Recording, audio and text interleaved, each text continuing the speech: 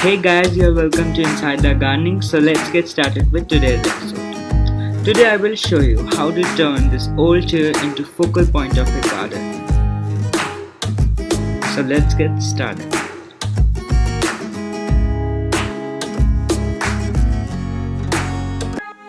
So guys, I was looking for this project from so long, but first I was confused to plant which plant in it because most of the plants require some amount of space.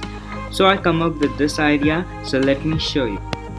So first I started by painting, and here I am using a piece of cloth by dipping it in paint and applying it. Painting using a brush would be difficult as in this case we got a lot of twist and turn. You can even use spray paint or a painting with a paintbrush, depends upon the type of chair you are having. I tried to cover as wider area as possible and also covering the back and rusted joints, screws of the chair because we want our chair to last longer and enhance the beauty of our garden. It was kind of difficult to paint those curls, but it took time and it turned out very pretty. Then I just let this chair to set for a day and prepared my plants which are required for this project. When chair was fully dried, then I covered it with plastic sheet and made some holes through the plastic sheet for better drainage of our plants. Also please make sure to cover the bottom of the chair from front. In my case I forgot that.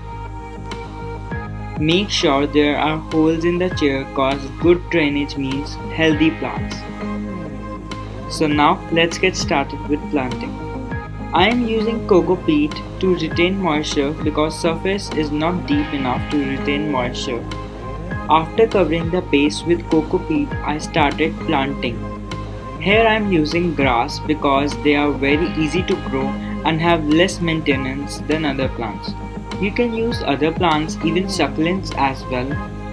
I actually don't know the variety of this grass, but this thing was planted in my nursery bought bonsai, and I just picked them up from that pot to this chair.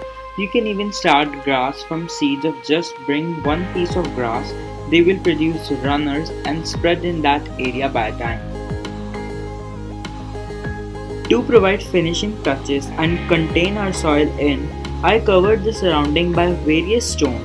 You can choose any stones or pebbles of your choice. So guys, just line up your stone and your fairy garden is ready. So as you can see, we have converted an old chair into our new garden centerpiece.